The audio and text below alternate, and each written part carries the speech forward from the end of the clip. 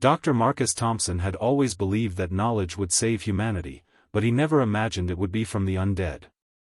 The brilliant epidemiologist stood atop the University of Colorado's research facility, watching through reinforced windows as thousands of zombies shuffled through the streets below, their grotesque forms casting long shadows in the dying afternoon light. 3 months had passed since the initial outbreak, and while most survivors had resorted to crude weapons and desperate flight, Marcus had spent every waking moment studying the infected, determined to find patterns in their behavior that others had missed. His team of 6 researchers had barricaded themselves in the laboratory complex, transforming it into both fortress and think tank, where they dissected zombie specimens, analyzed blood samples, and mapped infection vectors with the precision of scientists racing against time itself. Dr. Rebecca Martinez, the team's neurobiologist, had made the first breakthrough when she discovered that the infected retained primitive muscle memory, explaining why they could still walk and grab but couldn't perform complex tasks like opening doors or climbing ladders. This revelation sparked Marcus's first strategic insight: zombies were predictable because their cognitive functions had been reduced to basic survival instincts, making them vulnerable to psychological manipulation through sound, light, and scent patterns that could redirect their movements like herding cattle. The compound's other survivors included Jake Morrison, a former Army engineer whose demolition expertise had proven invaluable in creating controlled explosions that could channel zombie hordes into predetermined kill zones, and Lisa Harrison, a computer programmer who had jury-rigged the facility's security system into an early warning network that could track zombie movements across a 5-mile radius using motion sensors and cameras. Dr. Amanda Foster, their biochemist, worked tirelessly in the makeshift laboratory, developing concentrated pheromone compounds that could either attract or repel the undead, while Tommy Rodriguez, barely 19 but gifted with an intuitive understanding of electronics, had created electromagnetic pulse devices that could temporarily disorient zombies by disrupting their primitive nervous systems. The youngest member, 16-year-old Emma Chen, possessed an uncanny ability to observe zombie behavior patterns that even the trained scientists missed, noting how they responded differently to various stimuli based on factors like time of day, weather conditions, and pack size. Marcus realized that their survival depended not on brute force or flight, but on treating the zombie apocalypse as the ultimate scientific puzzle, where each piece of data could mean the difference between life and death for the remaining pockets of humanity scattered across the continent. As dawn broke over the infected city, Marcus gathered his team in the main laboratory, where wall-mounted monitors displayed real-time data feeds showing zombie density maps, weather patterns, and resource inventories that would determine their next move. The previous night's reconnaissance had revealed a disturbing trend: the zombies were beginning to exhibit pack hunting behaviors, with larger groups coordinating their movements in ways that suggested some form of primitive communication or shared consciousness that hadn't been documented in earlier observations. Rebecca's latest neural scans indicated that while individual zombie brains showed massive degradation in higher cognitive functions, there appeared to be heightened activity in regions associated with pheromone detection and territorial marking, possibly explaining how they could coordinate attacks without traditional communication methods. Jake had identified several strategic choke points in the city's infrastructure where they could use controlled demolitions to create zombie traps, but such operations would require precise timing and coordination that left no room for error, especially given their limited ammunition and explosive supplies. The team's most pressing challenge wasn't just surviving the undead masses, but gathering enough scientific data to understand the infection's progression and potentially develop countermeasures that could be transmitted to other survivor groups through the ham radio network that Lisa had established with military remnants and civilian enclaves across the region. Marcus knew that their research could be humanity's best hope for long-term survival, but it required them to take calculated risks that involved getting dangerously close to zombie specimens, collecting tissue samples, and conducting field experiments that could easily turn fatal if their theories proved incorrect.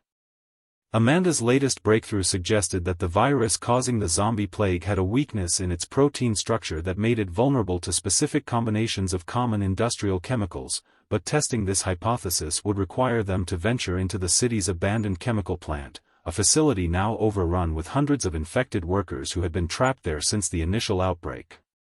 The weight of responsibility pressed heavily on Marcus's shoulders as he considered their options. they could remain safely barricaded in their laboratory fortress, slowly consuming their dwindling supplies while the outside world collapsed into permanent chaos, or they could risk everything on a series of increasingly dangerous scientific missions that might unlock the secrets needed to turn the tide against the zombie hordes. Emma had noticed that zombies seemed less active during heavy rainstorms, their movements becoming sluggish and uncoordinated, which could provide the perfect cover for their expedition to the chemical plant, but the weather forecast showed only a narrow window of opportunity before the next storm system would pass through the area. Time was running out, resources were dwindling, and the zombie population continued to grow as more survivors succumbed to infection, but Marcus felt a fierce determination burning in his chest, knowing that their small team of scientists might hold the key to humanity's survival in their combined knowledge of biology, chemistry, engineering, and strategic thinking that could outsmart even the most persistent undead enemies through careful planning and scientific precision. The storm arrived precisely as Emma's calculations had predicted, transforming the city into a gray wasteland of driving rain and howling wind that sent zombies stumbling into buildings and alleys like confused cattle seeking shelter. Marcus led his team through the facility's underground maintenance tunnels, their footsteps echoing softly against concrete walls while Lisa monitored zombie movement patterns on her tablet, watching as the infected creatures sought refuge under bridges and inside abandoned vehicles rather than maintaining their usual aggressive patrol routes. The chemical plant loomed 3 blocks away through the storm, its towering smokestacks barely visible through sheets of rain that provided perfect camouflage for their mission, but Jake reminded everyone that the same weather conditions that hindered zombie senses could also mask the approach of infected stragglers who might be sheltering along their route. Rebecca carried her portable brain scanning equipment in a waterproof case, determined to collect neural activity readings from freshly infected specimens they might encounter, while Amanda's backpack contained empty sample containers and her experimental pheromone compounds that could either save their lives or doom them all if the chemical mixtures proved ineffective against live subjects. Tommy had modified their communication devices with noise-dampening technology that allowed them to coordinate movements through nearly silent hand signals and vibration patterns, ensuring they could maintain contact even in the storm's chaos without alerting nearby zombies to their presence through radio chatter or spoken commands. The first 2 blocks passed without incident as they moved from building to building, using Jake's demolition expertise to create temporary shelters in abandoned storefronts while monitoring zombie activity through the rain-streaked windows, but Emma noticed something troubling in the infected creature's behavior patterns that made her signal for an emergency stop in what had once been a small grocery store. The zombies weren't simply seeking shelter randomly as they had initially observed, but appeared to be gathering in specific locations with strategic value, such as intersections and building entrances, almost as if some primitive intelligence was driving them to maintain territorial control even during adverse weather conditions. Marcus realized this development completely changed their understanding of zombie behavior and required immediate tactical adjustments to their mission parameters, since the infected were demonstrating far more sophisticated survival instincts than their previous research had indicated possible given the extensive brain damage caused by the viral infection. Amanda quickly prepared a test sample of her most potent repellent compound, a mixture of synthetic predator pheromones and industrial solvents that should trigger the deepest fear responses in the zombie nervous system, but the effectiveness remained untested on specimens exhibiting this new level of organized behavior that suggested the infection might be evolving in ways they hadn't anticipated. Lisa's motion sensors detected a large cluster of zombies gathered around the chemical plant's main entrance, their bodies pressed against the building's walls in what appeared to be a coordinated blockade that would make standard infiltration tactics virtually impossible without triggering a mass alert that could draw every infected creature within miles to their location. The team huddled in the abandoned store's back office, rain drumming against the roof while they recalculated their approach based on this unexpected intelligence about zombie pack coordination that fundamentally altered their mission's risk assessment and required new strategies that could overcome an enemy far more cunning than they had prepared to face.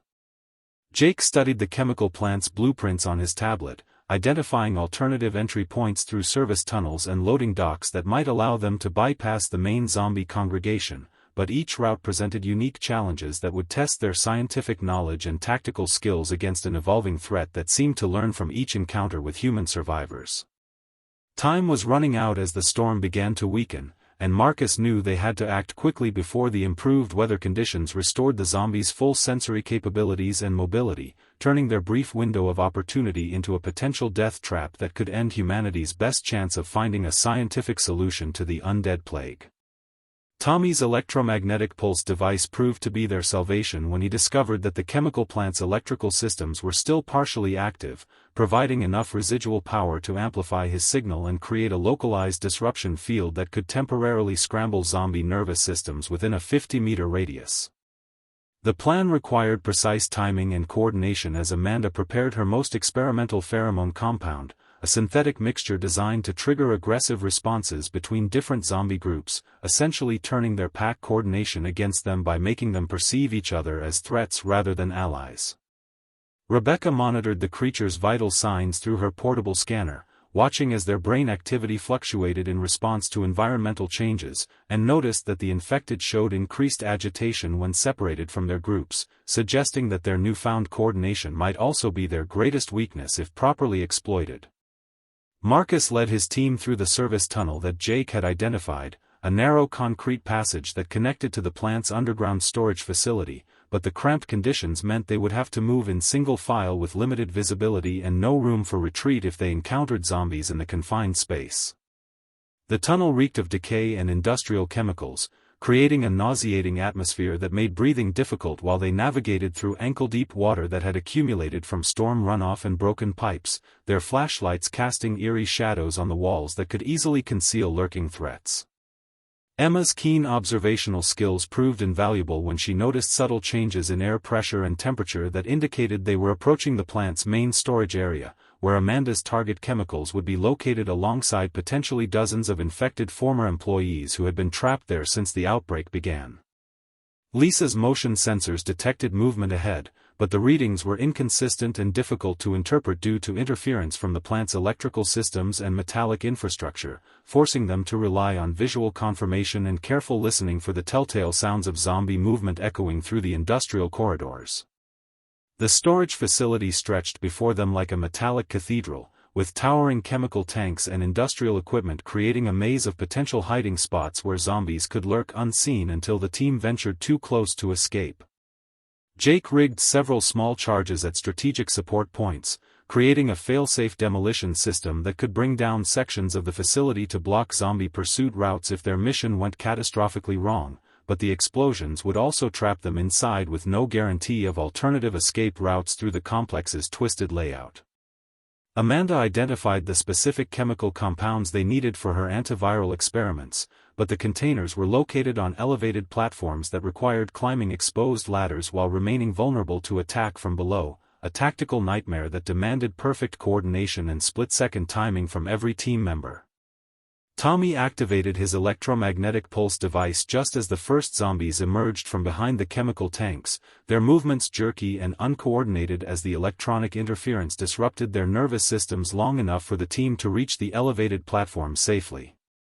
The infected creatures below writhed and stumbled, their primitive brain functions scrambled by the electromagnetic field, but Rebecca's scanner showed that the effect would only last for approximately 3 minutes before their neural pathways adapted to the interference and restored normal zombie functionality.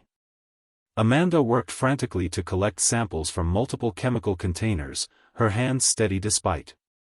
the chaos below as she filled container after container with compounds that might hold the key to developing a cure or at least an effective weapon against the viral infection that had devastated human civilization.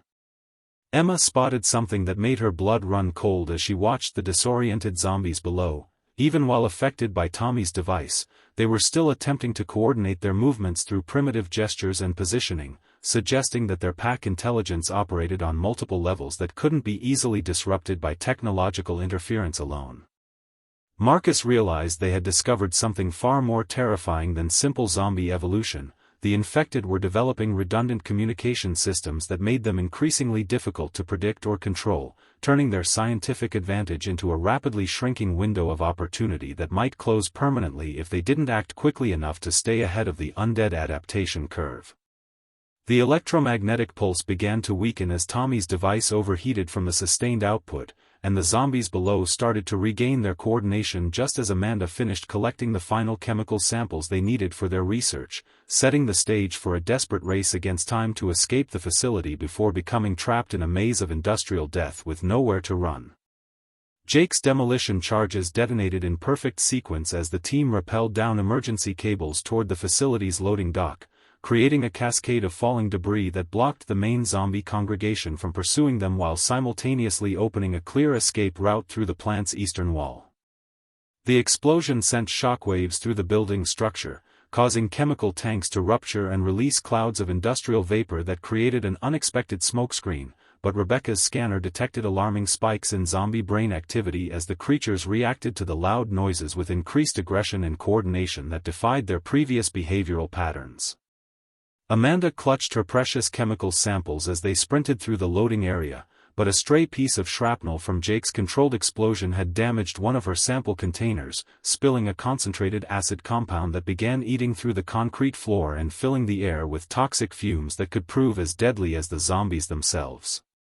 Tommy's overheated electromagnetic device suddenly sparked back to life as they reached the loading dock, but instead of disrupting zombie nervous systems, the damaged equipment began broadcasting an erratic signal that seemed to attract every infected creature within a mile radius toward their position like a beacon calling the undead to feast. Lisa's motion sensors went haywire as hundreds of zombies changed direction simultaneously, abandoning their scattered positions throughout the city to converge on the chemical plant with a unified purpose that demonstrated organizational capabilities far beyond anything they had witnessed before the outbreak. Marcus watched in horror as the creatures moved with military-like precision, forming flanking formations and coordinating their approach routes to cut off potential escape paths, behavior that suggested the zombie plague wasn't just destroying human civilization but was actively learning from it and incorporating tactical knowledge from infected military personnel and law enforcement officers. The team's escape route through the eastern wall led directly into an abandoned industrial district where massive machinery and storage containers created a labyrinthine landscape perfect for zombie ambushes. But Jake's knowledge of demolition and structural engineering allowed him to identify weak points in the surrounding buildings that could be exploited to create temporary barriers or crushing traps if they could reach the proper positions before the advancing horde overwhelmed their defensive capabilities. Emma noticed that the approaching zombies weren't just running blindly toward Tommy's signal but were maintaining formation discipline and communication patterns that indicated they were being directed by some form of distributed intelligence that could process tactical information and adapt strategies in real time based on environmental factors and human resistance. Rebecca's brain scanner revealed the most disturbing discovery yet when she managed to get readings from the approaching zombie formations. The infected creatures were exhibiting synchronized neural activity patterns that suggested they weren't just coordinating through pheromones or visual cues, but were actually sharing information through some form of biological network that allowed them to function as components of a larger collective consciousness. Amanda's chemical analysis equipment detected unusual electromagnetic emissions from the zombie masses, electromagnetic signatures that matched patterns associated with neural networking in advanced computer systems, leading to the terrifying possibility that the viral infection was creating a biological version of artificial intelligence using human brain tissue as processing units in a vast organic computer network.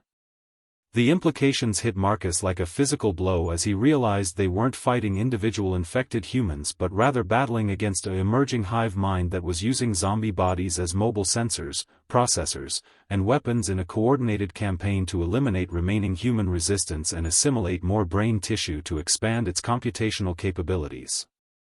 Tommy's damaged device had essentially announced their location to every zombie within miles, but more importantly, it had revealed their team's technological capabilities and scientific approach to the zombie collective, making them high-priority targets for elimination before they could develop effective countermeasures against the evolving threat. The abandoned industrial district stretched before them like a concrete maze filled with potential death traps, but it also offered opportunities for a prepared team of scientists who understood that they were no longer fighting a zombie apocalypse but rather humanity's first war against a biological artificial intelligence that was rapidly learning to use their own infrastructure, knowledge, and tactical capabilities against them. Jake began identifying structural weak points that could be exploited to create barriers and choke points, while Amanda prepared her most experimental compounds for field testing against an enemy that might be intelligent enough to analyze and counter their chemical weapons in real time, forcing them to stay one step ahead of an adversary that was literally learning from every encounter and sharing that knowledge instantaneously across its entire network of infected hosts. Marcus led his team through the industrial maze with calculated precision, using Rebecca's brain scanner to detect zombie neural signatures through concrete walls while Lisa's modified motion sensors tracked the approaching horde's coordinated movements across multiple approach vectors that demonstrated tactical sophistication rivaling trained military units. The biological hive mind had apparently learned to use the industrial district's layout to its advantage, sending smaller groups of zombies through maintenance tunnels and service corridors while the main force created diversionary attacks that would drive the human survivors directly into carefully positioned ambush points. Tommy worked frantically to repair his electromagnetic device while simultaneously developing countermeasures against the neural networking signals he was detecting, realizing that his damaged equipment had inadvertently revealed the frequency ranges used by the zombie collective consciousness to coordinate its distributed intelligence across thousands of infected hosts. Amanda's first field test of her experimental compounds proved both promising and terrifying when she deployed a concentrated mixture of industrial solvents and synthetic pheromones against an advanced scout group of 12 zombies who had been probing their defenses through a ventilation system that connected multiple buildings in the complex. The chemical weapon caused immediate disorientation and aggressive infighting among the infected creatures, but instead of simply eliminating the threat, the surviving zombies retreated in an organized fashion that suggested the hive mind was analyzing Amanda's chemical composition in real time and developing resistance protocols that would be shared with the entire zombie network within minutes of exposure. Emma's observational skills identified a critical pattern in the zombie collective's behavior when she noticed that certain infected individuals appeared to serve specialized functions within the horde, with some acting as scouts and sensors while others functioned as mobile processing units that relayed information between different sections of the advancing army. Jake realized they could exploit this organizational structure by targeting these specialized zombies to disrupt the hive mind's communication network, but doing so would require them to get dangerously close to the main zombie formations while identifying and eliminating specific targets before the collective consciousness could adapt its command structure to compensate for the losses. Rebecca's brain scanner detected something that changed everything when she identified a zombie specimen whose neural activity was significantly higher than the others, suggesting it was functioning as a local command node that was coordinating tactical decisions for several hundred infected in the immediate area. The discovery meant that the biological artificial intelligence wasn't just using random infected humans as processing units, but was actually selecting individuals with specific neural characteristics or professional backgrounds to serve as regional commanders who could make independent tactical decisions while remaining connected to the larger hive mind network through biological data links that defied current scientific understanding of viral transmission and neural networking. Tommy's repaired electromagnetic device revealed the true scope of their predicament when his enhanced sensors detected a complex web of bioelectrical signals connecting every zombie within a 10-mile radius, creating a communication network that operated on multiple frequency bands and included error correction protocols that ensured reliable data transmission even when individual nodes were destroyed or disrupted. The zombie hive mind was essentially operating like a biological version of the Internet, with each infected brain serving as both a processing unit and a communication relay that could route information around damaged sections of the network while maintaining overall system integrity and learning capabilities. Marcus realized they were witnessing the birth of a new form of life that combined the worst aspects of viral infection, artificial intelligence, and military organization into a single adaptive threat that could potentially spread across the entire planet if not stopped by survivors who understood its true nature and capabilities. The team's scientific knowledge had revealed the enemy's fundamental structure, but it had also shown them that traditional zombie apocalypse survival strategies would be completely ineffective against an opponent that could learn from every encounter, share information instantaneously across vast networks, and adapt its tactics faster than human defenders could develop countermeasures. Marcus realized they were witnessing the birth of a new form of life that combined the worst aspects of viral infection, artificial intelligence, and military organization into a single adaptive threat that could potentially spread across the entire planet if not stopped by survivors who understood its true nature and capabilities. The team's scientific knowledge had revealed the enemy's fundamental structure, but it had also shown them that traditional zombie apocalypse survival strategies would be completely ineffective against an opponent that could learn from every encounter, share information instantaneously across vast networks, and adapt its tactics faster than human defenders could develop countermeasures. The industrial complex around them had become a testing ground where humanity's most advanced scientific minds would either prove that human intelligence and creativity could triumph over biological artificial intelligence, or where they would become the latest victims of an evolving threat that was already demonstrating the ability to incorporate human knowledge and tactical expertise into its expanding arsenal of capabilities designed to eliminate the last vestiges of human civilization. Jake's demolition expertise became their primary weapon when he realized that the zombie hive mind's greatest strength was also its most exploitable weakness. The biological network required physical proximity and uninterrupted neural connections between infected hosts to maintain its distributed intelligence capabilities. His plan involved creating a series of controlled explosions that would fragment the approaching zombie army into isolated groups small enough that their individual processing power would be insufficient to maintain complex tactical coordination, essentially forcing the hive mind to choose between abandoning sections of its network or committing more resources to reconnect fragmented units. Amanda's chemical analysis had revealed that the industrial complex contained massive quantities of methane and industrial solvents that could be weaponized into area-denial weapons, creating chemical barriers that would force the zombie collective to funnel its forces into predetermined kill zones where Tommy's electromagnetic devices could be most effective against concentrated neural activity. Rebecca's brain scanner identified the optimal targets when she mapped the neural activity patterns of approaching zombie formations, revealing that the hive mind's command structure relied on specific high-value individuals whose destruction would create cascade failures throughout the biological network's decision-making processes. The specialized zombie commanders weren't just relaying orders but were actually performing real-time tactical analysis and strategic planning that required significant computational resources, making them irreplaceable components whose elimination would force the collective consciousness to redistribute processing loads in ways that would temporarily reduce its overall intelligence and coordination capabilities. Emma's keen observations led to a breakthrough discovery when she noticed that the zombie hive mind exhibited predictable behavioral patterns during network reorganization phases, creating brief windows of vulnerability when the collective consciousness was focused on internal system maintenance rather than external tactical operations. Tommy realized he could exploit these reorganization cycles by timing his electromagnetic pulses to coincide with periods when the biological network was already under stress from lost connections or damaged nodes, potentially causing cascading system failures that would disable large sections of the zombie army simultaneously.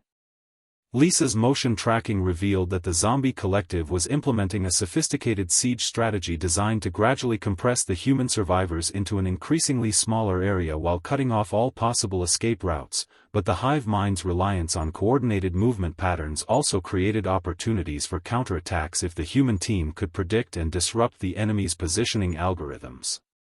The biological artificial intelligence was apparently using mathematical models based on human military tactics and urban warfare principles, suggesting that it had assimilated knowledge from infected military personnel and was now applying that expertise on a massive scale across its entire network of zombie hosts. Amanda prepared her most ambitious chemical weapon yet, a compound designed to interfere with the bioelectrical signals that enabled neural networking between infected individuals, essentially creating a biological version of electronic jamming that could sever connections between zombie units and force them to operate as confused individuals rather than components of a unified intelligence. The weapon required precise delivery timing and would only remain effective for a limited duration before the hive mind adapted its communication protocols, but it represented their best chance to level the playing field against an enemy that had been steadily gaining tactical advantages through continuous learning and adaptation. Marcus coordinated the team's final gambit as Jake positioned his explosive charges at critical structural points throughout the industrial complex, creating a trap that would either destroy the zombie hive mind's local command structure or provide the cover needed for the human survivors to escape with their invaluable research data that could save the remaining pockets of human civilization. The plan required split-second timing and perfect coordination between all team members, with no room for error against an enemy that could analyze their tactics in real time and potentially counter their strategies before the operation could be completed. Tommy's electromagnetic device hummed to life as hundreds of zombies converged on their position with military precision, their coordinated movements creating a tightening noose around the industrial complex while Rebecca tracked the neural activity spikes that indicated the hive mind was committing significant processing resources to what it perceived as the final elimination of a dangerous human resistance cell. The battle for humanity's future was about to begin in earnest, with the outcome determining whether biological artificial intelligence would inherit the Earth or whether human creativity and scientific knowledge could prove superior to even the most advanced form of adaptive collective consciousness that evolution and viral infection had accidentally created. The first phase of Marcus's plan unfolded with devastating precision as Jake's explosive charges detonated in carefully calculated sequence, bringing down sections of concrete walls and metal support beams that created physical barriers between different zombie formations while simultaneously generating clouds of industrial dust and debris that interfered with the hive mind's visual and olfactory sensing capabilities. Amanda's biological jamming compound deployed through the complex's ventilation system just as Tommy activated his electromagnetic pulse array, creating a dual-spectrum attack that disrupted both chemical and electrical communication pathways between infected hosts while Rebecca monitored the resulting chaos in zombie neural activity patterns through her portable brain scanner. The zombie collective's response demonstrated the terrifying adaptability that made it such a formidable opponent when isolated groups of infected immediately began attempting to re-establish network connections through alternative communication methods, including primitive visual signals and coordinated movement patterns that suggested the biological artificial intelligence was implementing backup protocols designed to maintain operational effectiveness even under severe electronic and chemical interference.